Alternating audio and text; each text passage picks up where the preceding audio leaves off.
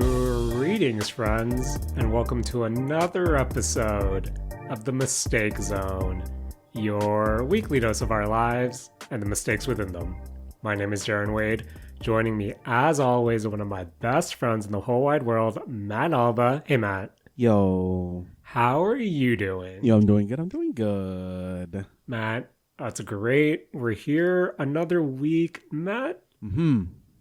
I'm still not 100% there because Matt, I've been putting, some more baby oil, some more neutral oils in my ear. There's something like really stuck up there in my left ear, Matt. Have you still not flushed your ears since No, last I've week? been flushing my ear, Matt.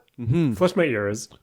Some, sorry for some TMI, but some unspeakable horrors came out. Like some noteworthy amount of unspeakable horrors came out of my left ear, and yet there's still some that's like, Matt, maybe I shouldn't have used Q-tips all these years. Oh God, because it's way up there. So if I return from said vacation in a few weeks, and either Matt, I'm if I have to be real, kind of paranoid my ears are just going to explode on the plane. I'm not sure how pressure and air cabin pressure works, but Matt, if in theory this is the last pre-vault Mistake Zone episode, Matt, giving you a salute right now, giving you Attack on Titan salute right now. It's been a pleasure, Matt. It's been an honor. Oh no. Oh, man. But we'll definitely see. Matt, you know what else I enjoy? What Not that I enjoy having one of my ears clogged. Matt, I love being a waste man. And have you ever had a beverage, like, in a bigger, say, bottle or container, say like an orange juice, or in my example right now, a bottle of cold brew coffee, and you're down to that little amount, and you think, you know what? I can go straight from the jug. I can go straight from the carton. I can go straight from the bottle. Yes. And Matt, one of my little joys in life is making my, mixed drink or iced coffee or whatever concoction inside the bottle on that last dose, which I'm doing right now. And nice. Feels real good. Nice. Matt, have you been a waste man recently as well? Jared, not in that sense. I think I've mostly been drinking from, normal size containers lately. But, Jaren, I don't know what it is about it, but I really, really like, after I'm done with a soft drink of some kind and I just have the can left, I really, really like filling that can up with, like, ice cold water and drinking it from there, because somehow that makes it feel more refreshing to me for some reason. Matt, we're in that summer season right now, and I feel like that's just a perfect way to enjoy sitting outside, Matt. Matt, how often do you do that, sitting outside, just enjoying life? Jared, I don't go outside, Jared. Fair enough. Jared, I open the window beside my computer. Hey, we do what we can to enjoy the little breezes in life, Matt. Matt, I also want to apologize, because during my ear rant, I noticed I was peaking a lot because, surprise, can't really hear and gauge properly. Oh, man. But other than that, Matt, what else have you been up to this week? Jaren, I guess while we're on this kind of, hearing kick. Yes. Jaren, one thing that you do with your hearing is you play rhythm games. Matt, don't I know? Don't I know? But which rhythm game are you playing right now?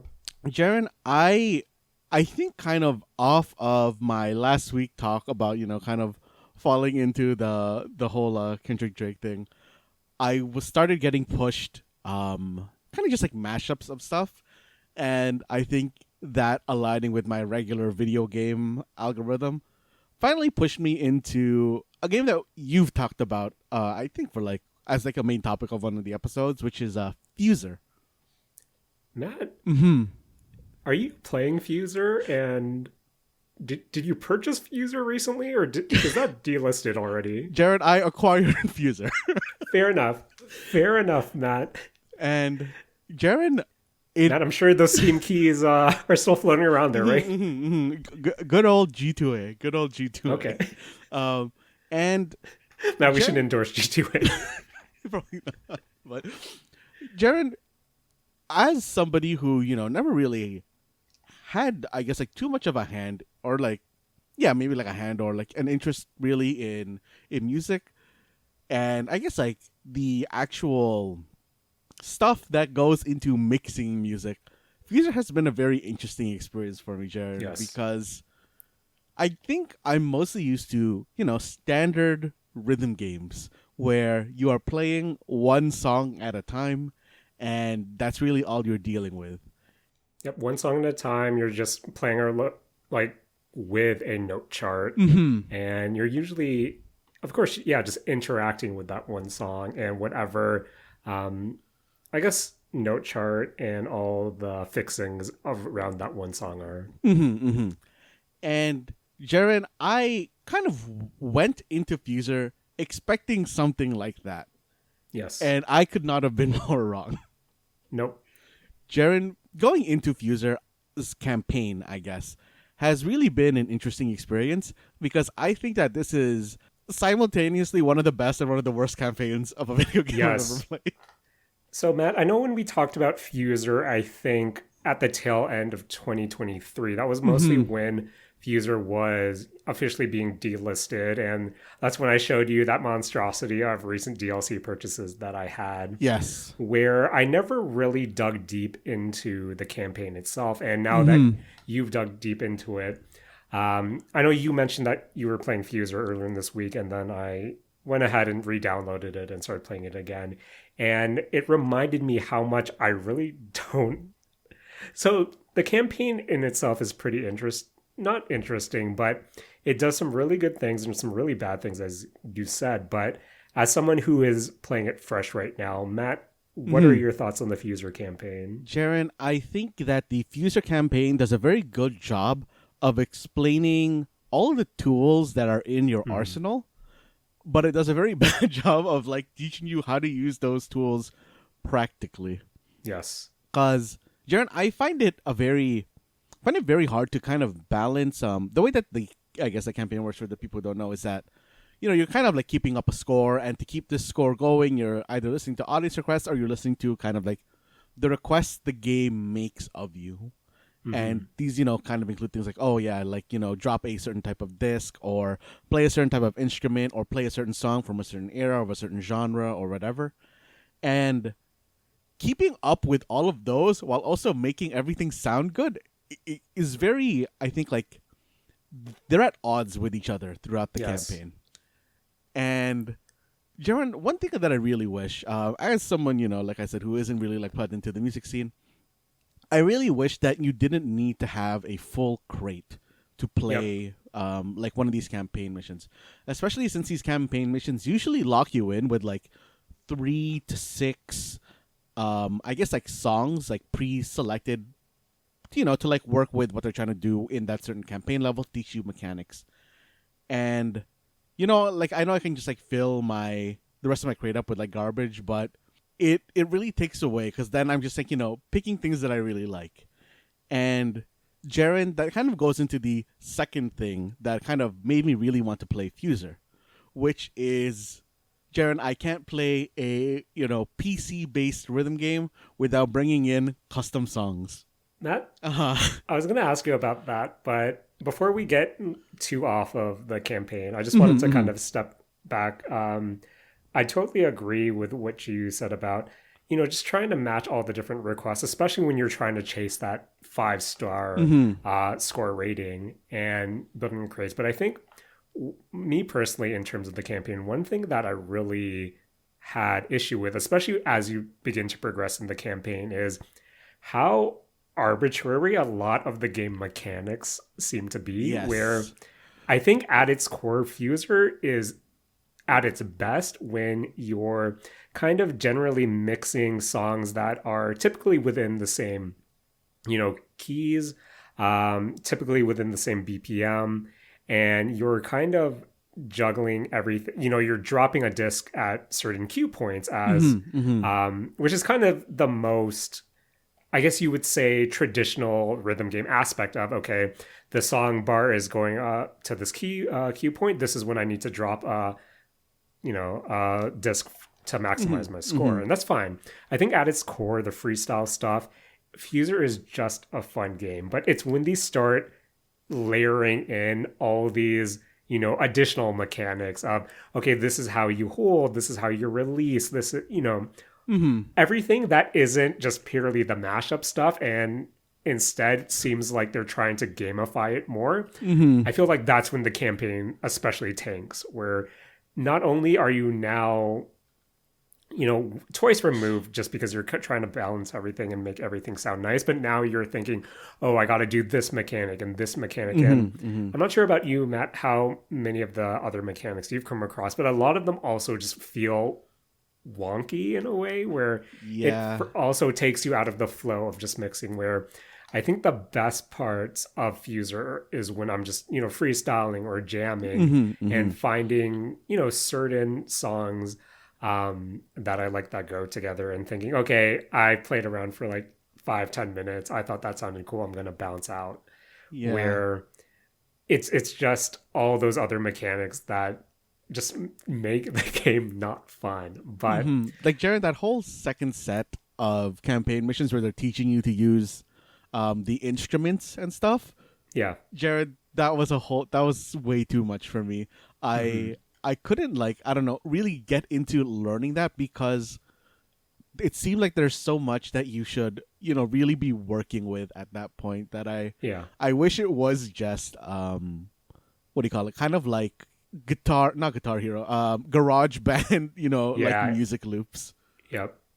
Where you can definitely say how ambitious Fuser was, but I think it works better as a software type, more software adjacent rather than an actual game, just because when you have to prolong a career mode and then you have to gamify it in some way, that's where it kind of starts to show it seems, I guess, and it's not the greatest. But Matt, before I cut you off there, if there's one thing that I love about Fuser is, and that kind of bums me out, is since the delisted songs, since they stopped supporting DLC, it feels a lot more closed off, where it's not being updated. Your songs, although there's a good mix of different songs, it's it stops at some point and feels a bit dated. But of course, we're on the PC.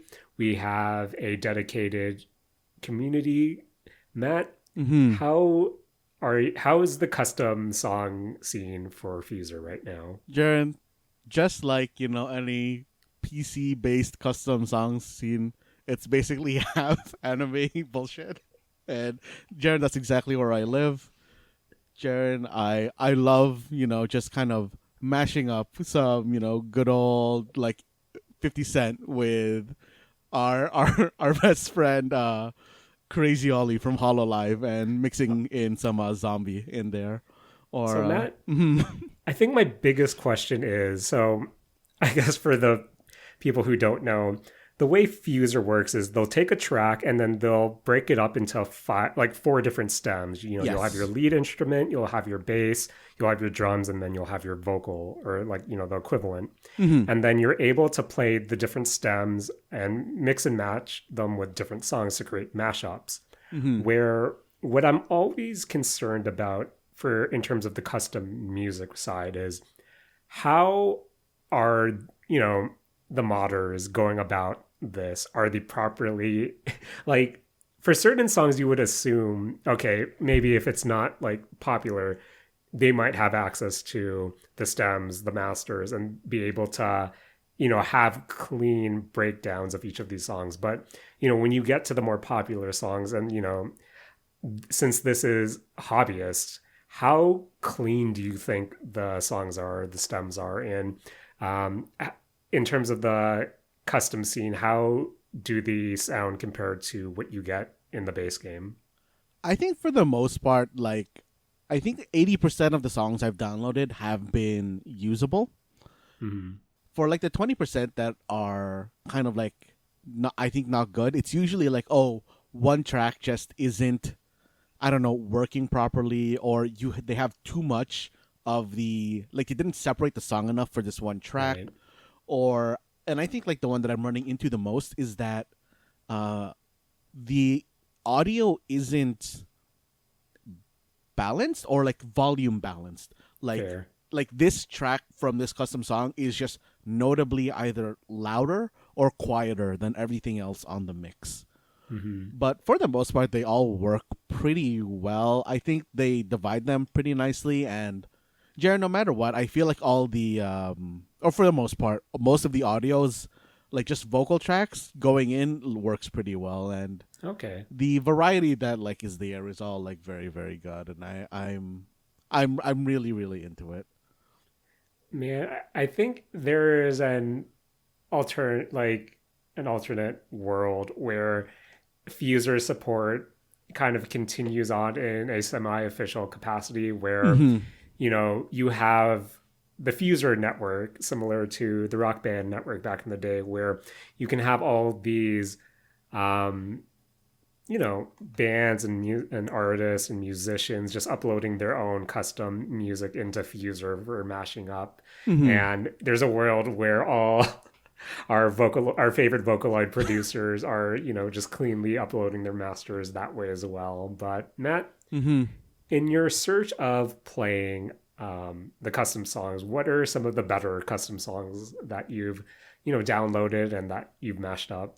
Jaren, I love throwing in like a G6. Of class. I'm pretty sure, was that DLC? I don't. Maybe I'll get into Fortnite Festival afterwards, but I feel like that was released in an official capacity, but I might be mistaken. it might have been.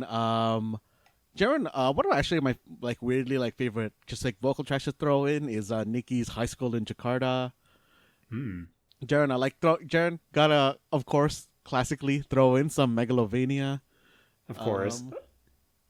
Of course, Jaren some Honshu Marine or Hosimachi Suisei, tracks going in there for Stellar Stellar and Unison.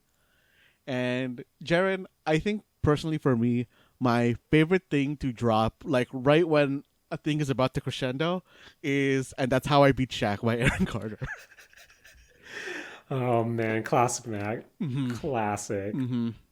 But it seems how would you say the modding community is right now? Like, I know we've been talking about it, but it seems like there's a good selection out there. Yeah, the selection is very, very good. The way that you acquire it is the most jank because they don't have a website, Jaren. When you're going for Fuser custom songs, you're just pulling from a shared Google sheet.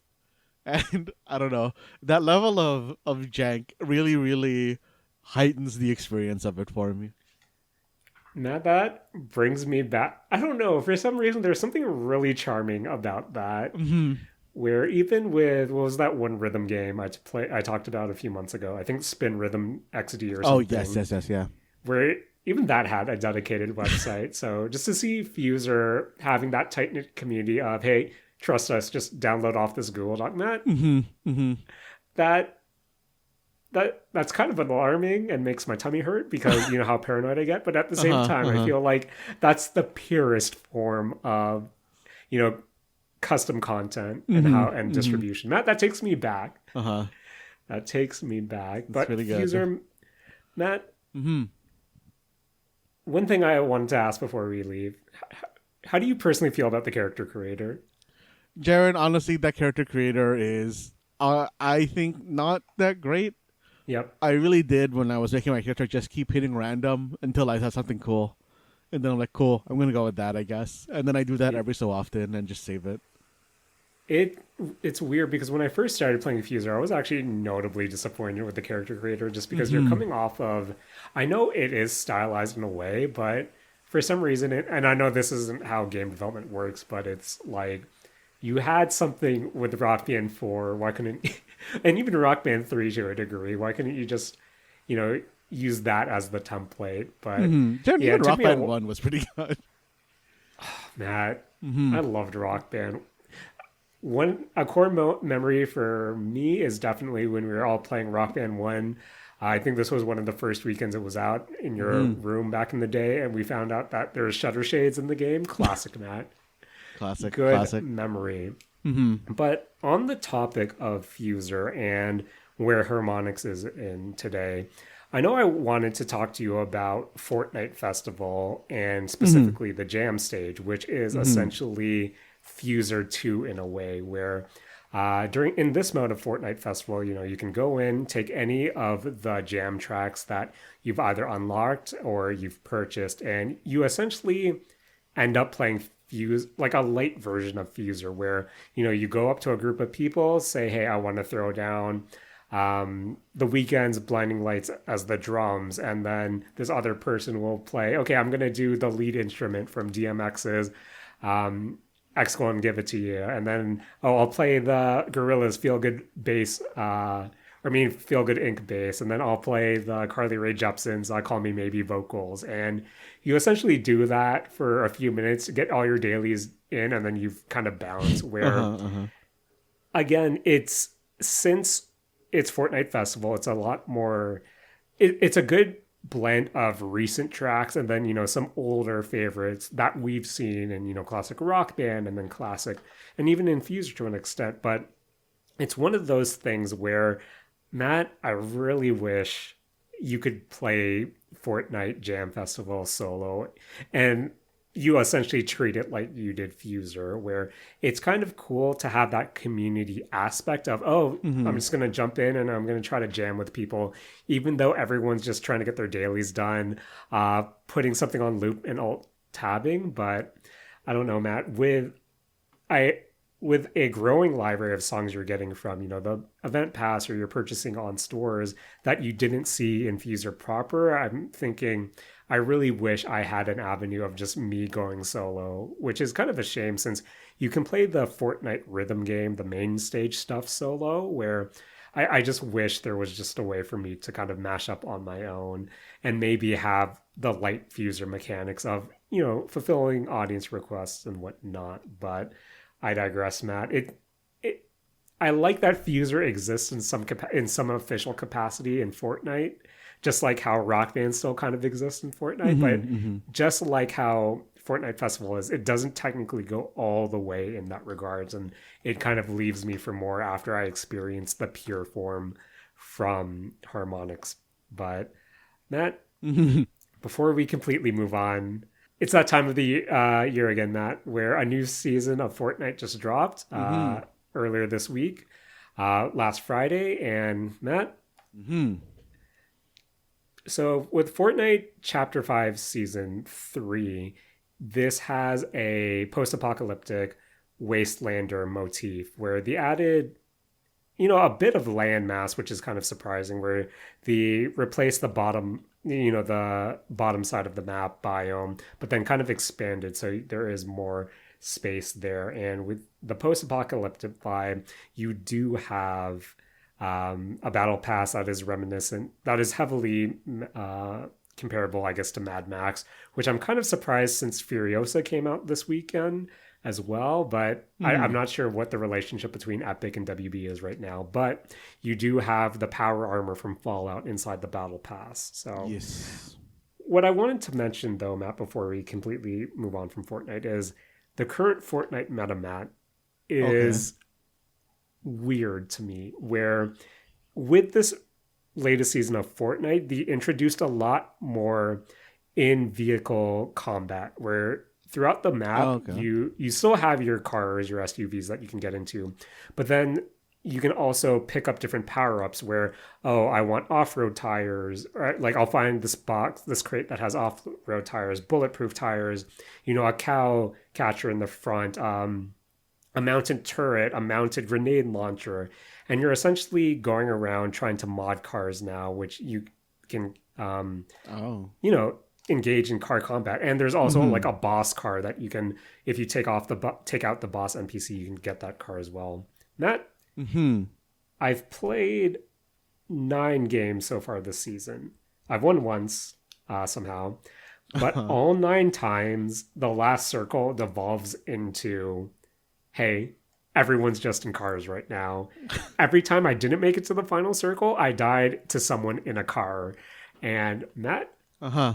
I'm not a fan of the current Mad Max car meta where Honestly, Charlie, that's a bit more like Twisted Metal, the way you're describing it. it is essentially twisted metal. For some reason, I don't know how I forgot about that. But yeah, Matt, not a fan of the car combat twisted metal final circle, mostly because if you don't have a car, your options are notably limited on how you can kind of counter a car because, they took out the EMPs. There aren't that many explosive weapons, and your best bet is to hopefully have some distance between you and the car, and you and your partner or you solo somehow manage to explode it by the time it gets to you. But I don't know, Matt. It's not my jam because as much as I loved Twisted Metal back in the day, that not for me, I guess, as a person who is mid-30s. But Uh-huh. Matt, Uh-huh. I need to, before we completely move on, there was actually a notable glitch that was just patched a few hours ago.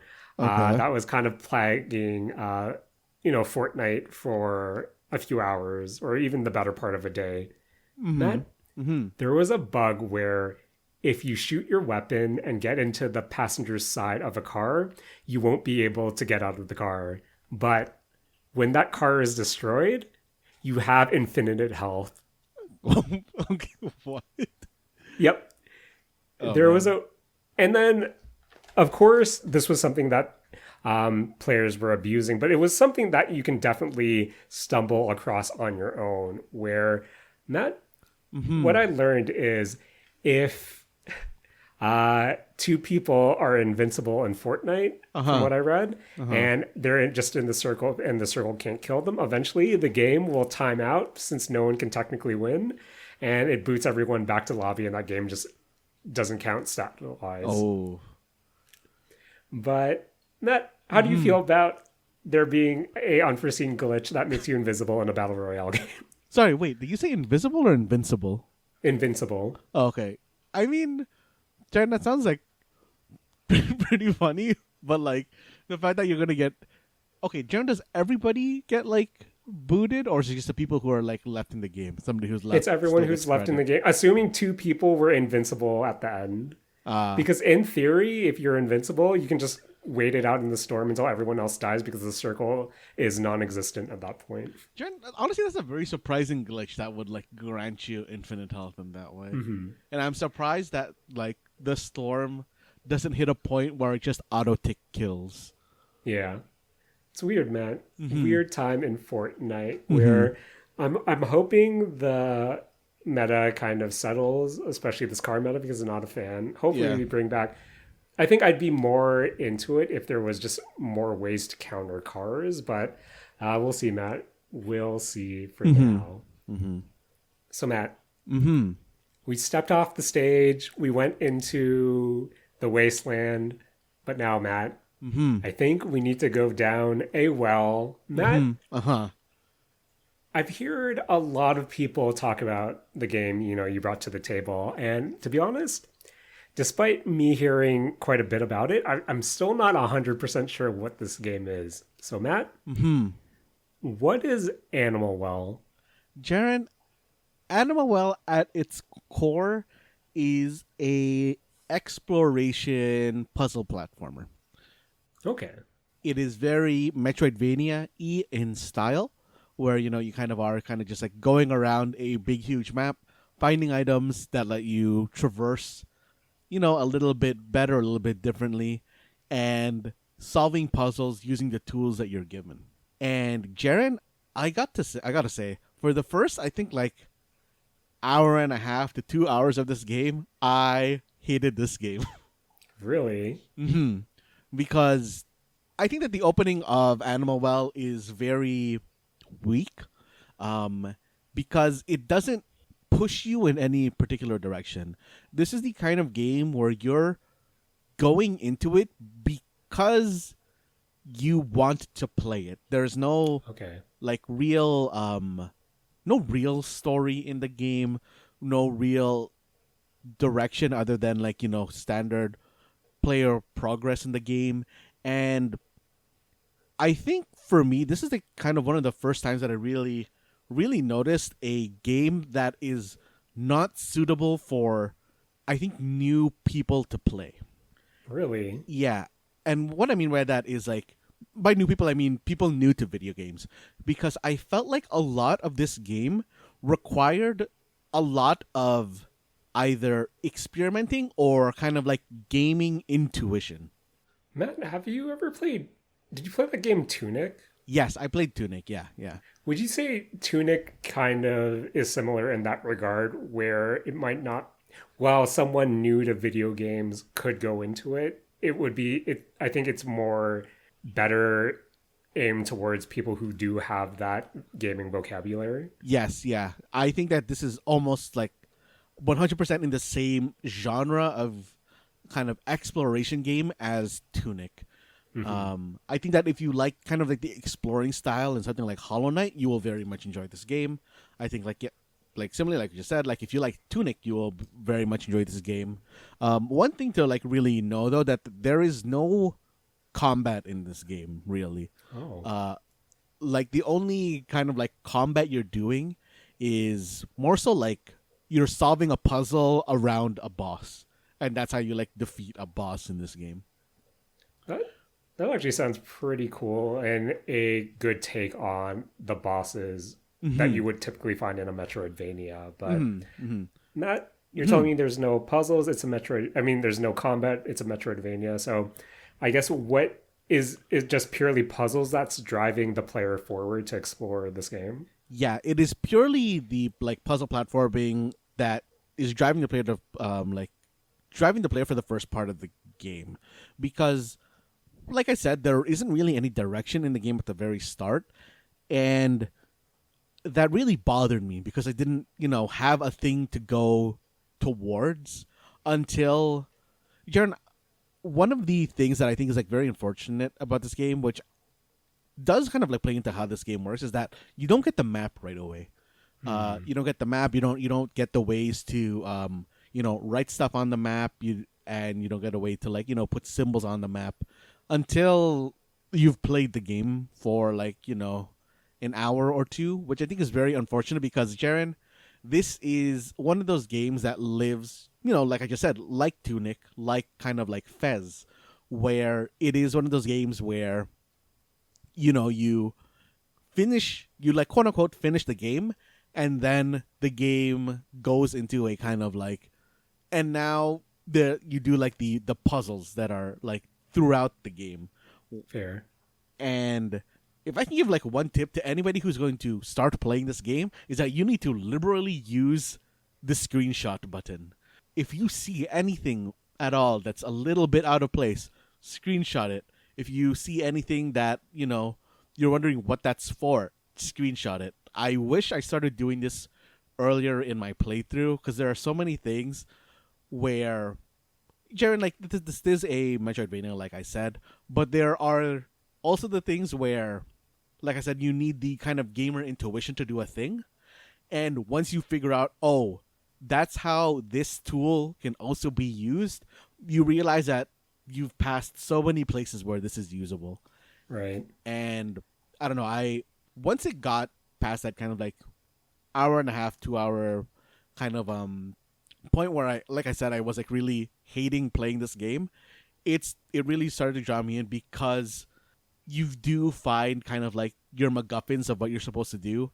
And once they kind of got, marked on where you're supposed to go, it became a much more enjoyable experience for me. Okay. And Jaren, like even before that, I do have to admit that the way that this game controls is amazing. Jaren, this feels like you're controlling like a Super Meat Boy game. Like that's, I think, like how precise the controls feel for me. The way that the items and like tools you get for traversing the world they all feel very good. Whenever you find a new way to use it, it really does, I think, impart that kind of feeling of giddiness where you're like, oh, like this is really sick. Am I supposed to actually be using it this way? Look at all the things I can exploit by, traversing the world in this way now. Okay. And like I really, really think that if you liked Super Meat Boy, you like just puzzle platforming in general, this is very, very much a game that I suggest playing because all the like I said, like all the mechanics just all click together very well. All the kind of ways that the game is showing you kind of traversal puzzles never none of them I felt really outstayed their welcome. And I don't know, like it felt good to like kind of get around for the most part. Okay. So you're telling me, Matt, that the movement feels nice. Jaren, the movement is amazing in this game. It feels so good. So, Matt, Hmm. the way you describe Animal well, in that it's this kind of puzzle game with so many secrets, and one of those games that really open up when you first initially finish it as well. Hmm. And you mentioned Fez earlier, and I think my question is, when it comes to Animal Well, is it in the same vein as Fez, where are you engaging with the community right now just to see, not only your discoveries, but also see what people are discovering as well? Where do you think Animal Well is a different game experience if you play it during the zeitgeist as opposed to playing it, say, 6 months down the road, a year later, when maybe a lot more secrets have been uncovered? Jaren, I'm kind of been doing it in a weird way because I am slightly behind kind of the zeitgeist in terms of what Animal is right now. So Mm-hmm. I don't want to particularly participate with that zeitgeist or that kind of like community right now. Right. The weird way that I'm kind of doing this in order to minimize spoilers for myself is that I I kind of just like look up people playing portions that I've already played to see if Right. they do anything particularly different. And see what opens up there for you to go back to. Like that's kind of like how I've been doing the game. But Okay. Jaren, like it is very very like interesting to because like okay, so kind of go back to what I said about seeing people like play the game. It's not so much that I am going to see what just like generally just like watch people play it. What I have been doing is when I see a weird spot in the game where I'm like, oh, what is this? Like, I spend, like 15 minutes or so, 10, 15 minutes just kind of like trying out stuff and messing with it or, kind of something like that. And I feel like I will then go look at somebody's gameplay, see how they react when they come across this, and see if they do anything different. And like sometimes I have found like, oh, okay, like they showed me how to do it. Sometimes I just see like, oh, they can't figure it out either, so I go, off and I just mark that spot on my map.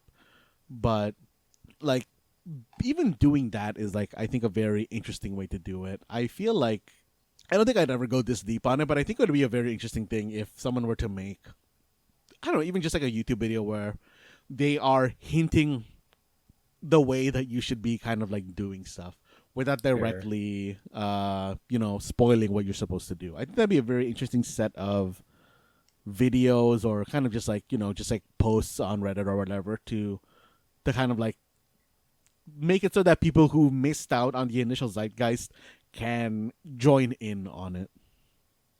Yeah, I'm really curious to see how the Fez community in particular is right now in regards to that, and Mm-hmm. if there are potentially spoiler-free walkthroughs that still give you the general, a general guideline, general pathway of, hey, maybe if you head into this direction, and keep an eye out on this, or consider this, or just keep in mind that where I'm really curious to see how people do adapt that zeitgeist period, and that just time of discovery between you and all the people also participating, where Mm-hmm. how do you really capture that for someone who comes to this game down the line who might not even know that this game has all of that, to offer. But Mm-hmm. yeah, Matt, in terms of Animal Well, so you said you finished it, quote unquote, finished it, and then the Yeah. game opens up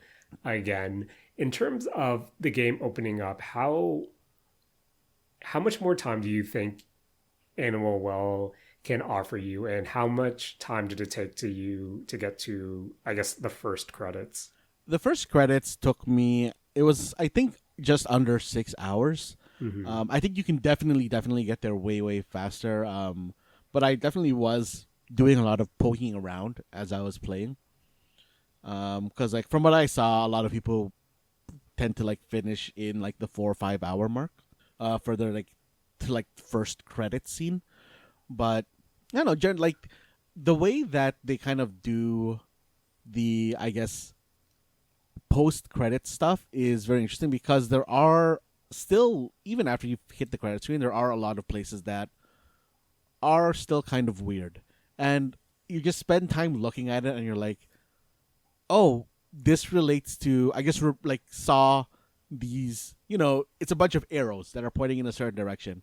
And oh, I just realized that like I've seen these arrows somewhere else and I know what to do in this puzzle now. It very much is a case of seeing something somewhere and then being like, "Oh, I know how to do this previous like puzzle that I didn't even know was a puzzle at first." Right. Or kind of like the realization. I think the biggest realization for me, or the biggest like aha moments for me, are realizing that everything there is, or how purposeful the stage design is.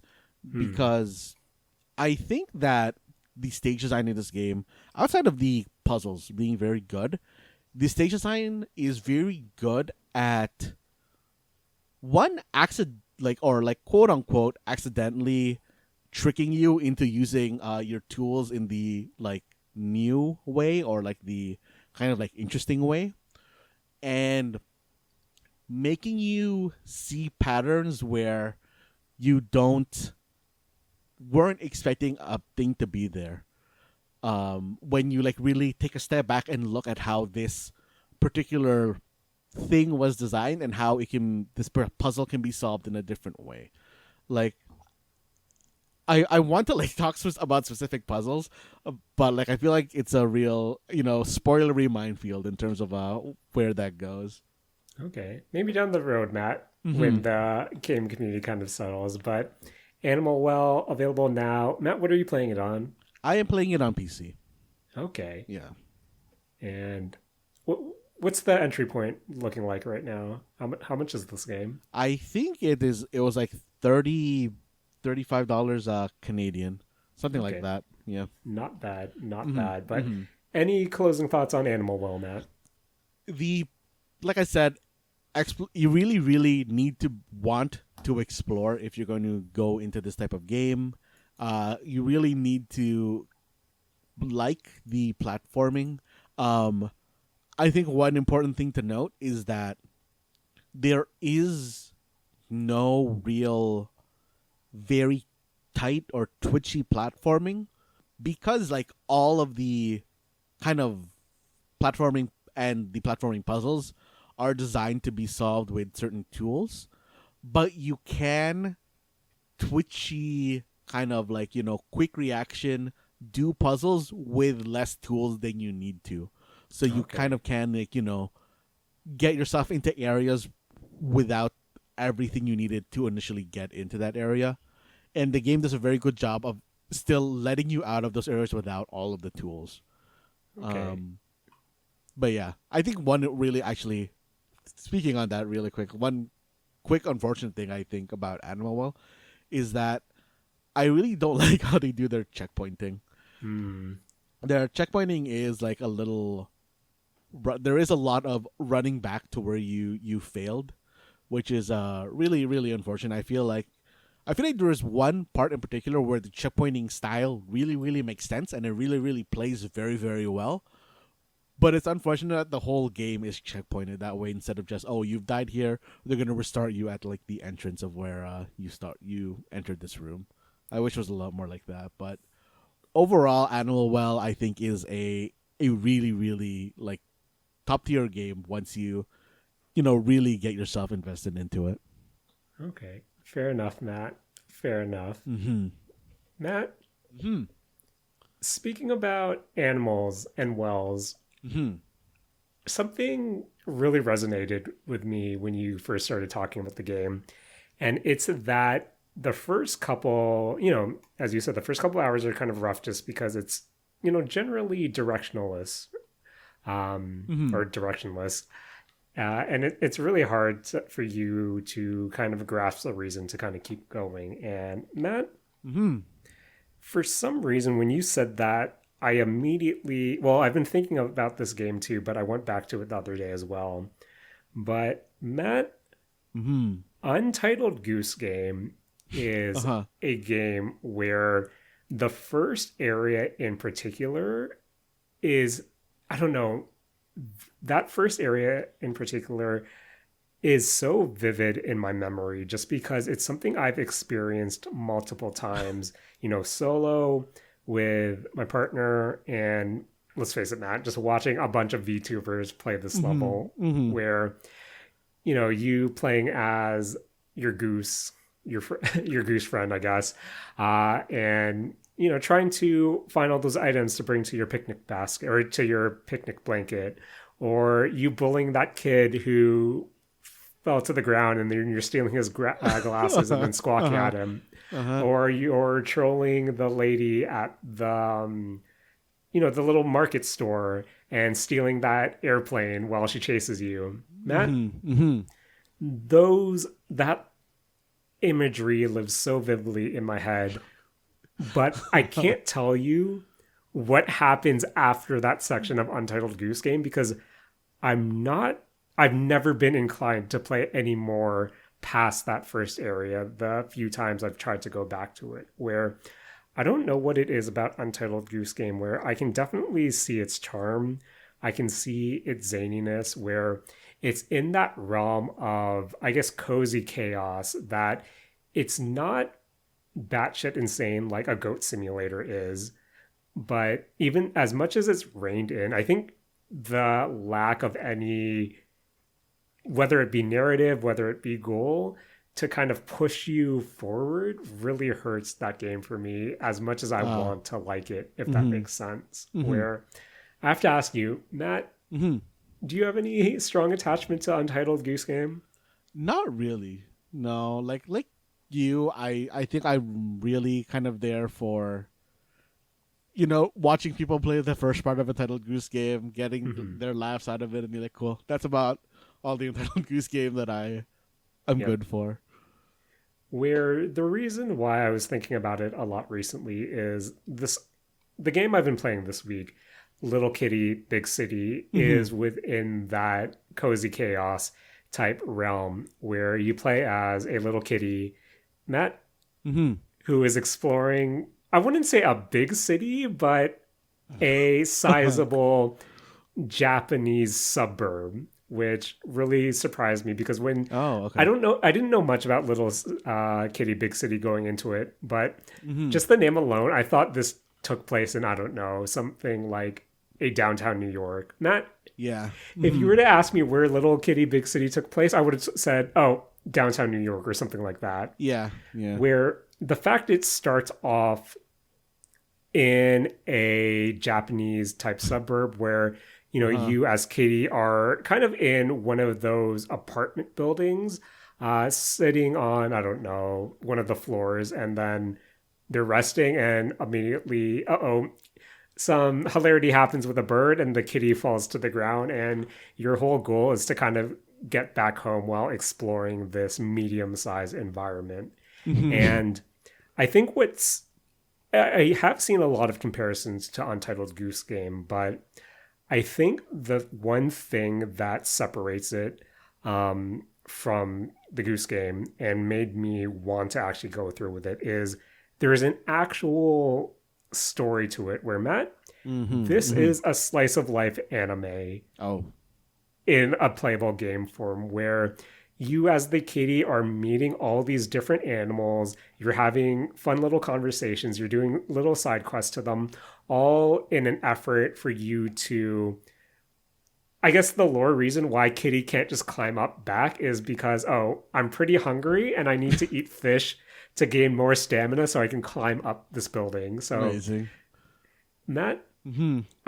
the game's just so charming. It has so much characters. You're meeting all these different animals with, again, as I said, each giving you all these different side quests, whether it be, hey, I'm in this store, I'm meeting the store cat, and the store cat can't sleep, and he wants me to essentially do something for him to get a better rest. Or you Mm-hmm. meet the crow who wants you to get shiny things for him, collecting them around the environment, bringing it back to him so he can either give you a fish, or once you get a fish from him, he'll you'll meet him on top of gotcha machines so you can play gotcha to get a hat. Because Matt, Uh-huh. it's one of those games. But thankfully, each gotcha machine I've ran into has 4 hats each, and as long as you each time you roll it, you get the hat you don't have. So you only have to Oh, roll it nice, 4 times, nice. which is pretty nice. Mm-hmm. But again, Matt, it's just so charming where, for example, say it initially blocks your path because there's a dog there. You can't cross because, oh, the dog will bark at you. But Matt, when one of the human NPCs walks past the dog will just sit and look at the humans like a dog typically would, where I don't know, Matt, it just has that charm to it where it has that funny wit you would expect from an after school cartoon. And without kind of getting to the spoilers, some of the hats as well, Matt, that you eventually unlock and you find in the world Mm-hmm. have different, like, the world will react accordingly to that hat. Where, Matt, not to Mm-hmm. spoil it, but to get past the dogs blocking your way, you either have to find a bone to put into their dog bowl to distract them so you can walk through. Or, Matt, Mm-hmm. wear a Shiba hat and then the dogs will just let you walk by. Nice, nice, nice. And I don't know, that's the type of feel it's going to. As a kitty, you are normally afraid of water, and there's like just a bunch of water all around the level to kind of, block paths, but also to kind of add a sense of challenge. And how the game explains why there's so much water in the ground is totally out of left field, but kind of totally in the realm of the game. So I don't know, just meeting all the different animals, meeting all the different characters, that alone was enough to give me purpose of, okay, I want to see who else I meet. I want to see what other quirky conversation they have. And ultimately, I want to get enough fish so I can climb up to my nap spot and finish the game. So, Mm-hmm. Matt, Uh-huh. Kitty has a zoomy button, and that's your sprint button, which I thought was pretty good. If you twirl your movement analog, left analog stick in a circle, Kitty will start to chase its tail for no apparent reason, but that's the type of character you kind of have. But Mm-hmm. with Little Kitty Big City, it is part platformer. And Matt, Mm-hmm. I do enjoy the platforming to an extent because you the way you platform is you can obviously jump, but if you hold down the jump button, you go into precision jumping, which lets you move a paw cursor and will show you where exactly you're going to land. So, Oh, say okay. you wanted to get up onto a ledge or you're trying to clear a gap, you can just hit the precision, aim to where you want to go, and then let it rip. Where it's actually pretty generous too, where even if you might not be able to place that paw cursor right at the edge of a ledge, even if you're generally close enough, the kitty will automatically grab the ledge, which is great. Mm-hmm. And what I do like is when you're kind of traversing on a ledge, um, you're not going to fall off said ledge unless you actively like force the joystick to jump off, which is kind Oh. of nice Mm-hmm. as well. But Matt, in Mm-hmm. that precision platforming, it's one of those games where the jumping's kind of janky in a way where, say I'm trying to platform into this area because there's like a gotcha capsule that I can get a hat there, Uh-huh. where you can kind of jump in a way where, Matt, have you ever been in a game where you're doing a janky platform and you're questioning if the game even intended you to do it that way? Oh yeah, it's Animal Well. Yeah, and then when you finally get there, you realize, oh, if I just walked around the corner, there was actually a doorway I could have walked through. Oh man, Jared, that's literally Animal Well. That I'm surprised that Animal Well and Little Kitty Big City have a lot in common in that regards too.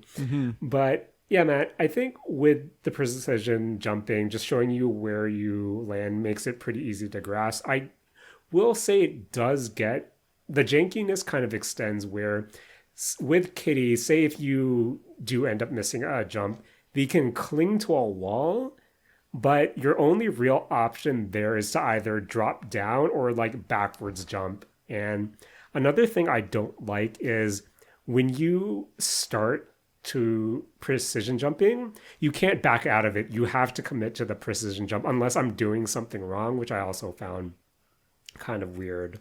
But one aspect of precision jumping I really liked, Matt, is one of the collectibles in the game are bird feathers. And as a cat, you're trying to pounce on birds, where there are little birds kind of scattered around. They're flying around and then they'll land eventually to peck at something.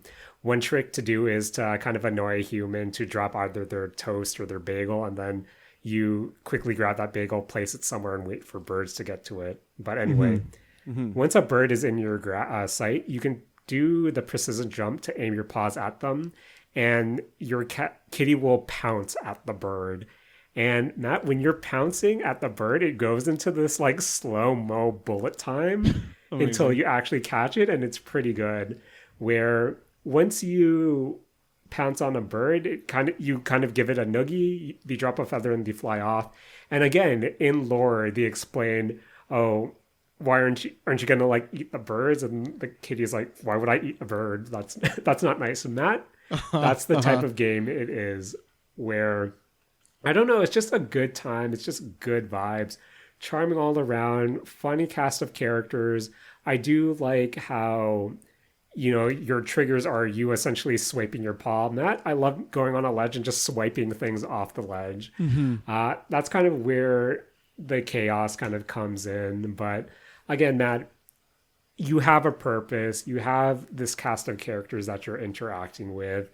And I don't know, it's just fun. And it hooked me way more than something like an Untitled Goose Game. Not knocking Untitled Goose Game, but I feel like in these types of games, and this extends to Goat Simulator as well, which I talked about a few weeks ago, I just need either a light narrative or a cast of characters that I'm constantly interacting with to push me ahead. And I feel like a game like a Goat Simulator, a game like an Untitled Goose Game, I think that would be something that I was into, I don't know, like 10 years ago, where I would go through each of the level, try to explore all the secrets, where I'm still doing that with Little Kitty Big City. But again, it's just that anime aesthetic, that slice of life vibe, and the light narrative that pushes me forward to make me explore, to make my kitty more full so I can climb. But yeah, that's Little Kitty Big City.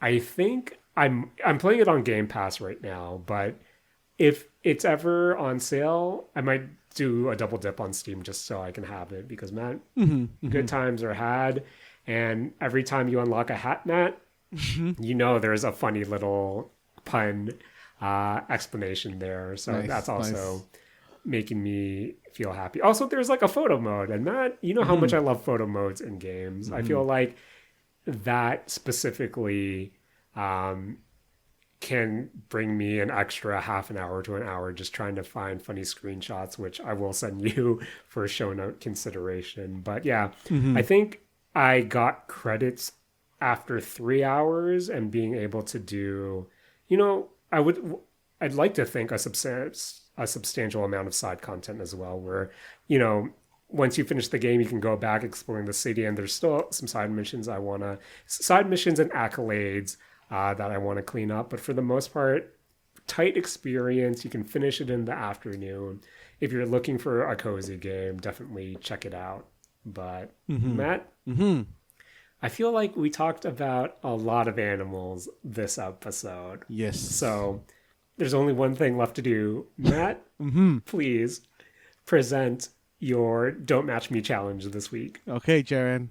So my Don't Match Me challenge this week, Jaren, as per, everything we talked about this episode, is going to be a Don't Match Me Animal Edition. Okay. So, Jaren, of course, rules as always is that I'm going to, throw up 5 questions, and the goal for you, the player, is to not match what my answer is going to be. Yes. And, as these questions go on, they're going to become more and more specific. So, starting off at question 1, name an animal that is commonly a pet. Really easy. I think there's a wide berth of animals that can be chosen here. So, all you gotta do is just name an animal that is not a common pet. So, or name an animal that is a common pet. Sorry. Fair. Okay. So 3, 2, 1. I picked the dog, the classic. Classic. Matt, I feel like you're trying to trap me there because you know how much I love dogs. But Matt, I technically had one answer, but then I thought, I want to ask, Matt, where do you stand on toads being a common pet? I think that that's fine. I consider reptiles to be common pets. Okay. To be fair, I changed it last second to hamster, and I'm good either way. I'm good either way. Okay. Okay, so second question, getting a little bit more specific. Name an animal with a shell or an exoskeleton. So anything that has basically plating on it. So, gotta name that animal in 3, 2, 1. I pick the lobster. Matt? I feel like that was a trap to get me to say tortoise, so I changed to crab. Matt, I'm shaking right now. Oh, man, that's close, Jaren. That's close. Too close for comfort, Matt. Too close for comfort. Jaren, so we're good. I think we're getting a little bit more specific here. To be honest, between this one and the previous one, I'm not sure if this actually got more specific. But Jaren, name an animal that is nocturnal. An animal that's nocturnal. So an animal that is normally more active during the night. So 3, 2, 1. Jaren, I have to represent Toronto, so I picked the raccoon. Okay. Now I got scared because there's only 2 animals I really associate with being nocturnal, and that's an owl and a bat. I originally went with owl, and then I switched to bat last minute. Oh man. Jared, I never knew that bats were a common pest in I guess southern parts of America. Yeah. Man, Matt. For some reason, not that I've experienced, but the image of me walking under a bridge and looking up and seeing a lot of bats kind of freaks me out. That's scary. That's scary, Jim. After vampires. Yep. Fair. Okay, so Jaren, getting again a little bit more specific here. Jaren, name a flightless bird. So a bird that normally cannot fly. Okay. Jared, I really hope that my answer is correct. I'm gonna look really dumb. But Matt, this is hard. Matt, not gonna lie, I thought something like this would be your final question. Now I'm really scared about your final question. Okay. And Matt, I don't know how to answer it. I'll be honest. I have something in mind. Hopefully this works. Okay. So name that animal. In 3, 2, 1. I pick the penguin. Ooh. What'd you go? I think with, that's Jared? right. Matt. Yeah. Let's see if I eliminated myself. I opened our friend Google. Matt, compelling radio or pot right now. Can roosters fly? I think they can glide. They will jump, hop, and perhaps fly over a short fence at most, but roosters are largely flightless birds. Okay. Okay, I'm still in it. Oh, man. Didn't consider the rooster, Jared. I think the other ones I was thinking of were the dodo, and I think the ostrich can't fly as well. Right? Can flamingos fly? I think they can fly. I'm pretty sure flamingos can fly. Can flamingos fly? Yes, flamingos can fly. Thanks, Google. Thanks, Google. Okay. Okay, Jaren, my final question about animals. Jaren, name. So we people have people feet, but animals have different names for their feet. Oh God. So Jaren, you just need to name a type of animal foot. So any Okay. type of animal foot. Okay. So going from 3, 2, 1. Jaren, I picked the hoof. Fuck. God damn it. You got me, Matt. Gotta run it. You got me, Matt. I thought paw was too obvious. Matt, I went paw. I went claw. And then I'm like, no, I'm going to go with hoof. Hooves. Damn it. So close, Matt. We got him. Matt, if there's one thing I've learned this episode whenever I do your Don't Match Me challenge, I tend to switch last possible second for better and for worse. Oh, man. Yeah. You got me, Matt. You got me. Hats off to you. Hopefully some of our friends got through this Don't Match Me challenge. Oh, man. Matt matched you this week in terms of challenges, but also animals and rhythm games to an extent. And I feel like that calls it for the mistake zone this week. Matt, want to thank you, as always, for joining me this week, editing the episode, and of course, bringing forth a Don't Match Me challenge. Thanks, Jaren. I want to, as always, thank you for, hosting the show, and, hopefully you get out of your ear conundrum without anything too bad happening. Here's hoping, Matt. Here's hoping. But until then, Matt, please take it away. This has been the Mistake Zone, and we're all out of stuff crawling out of our ear. Debatable.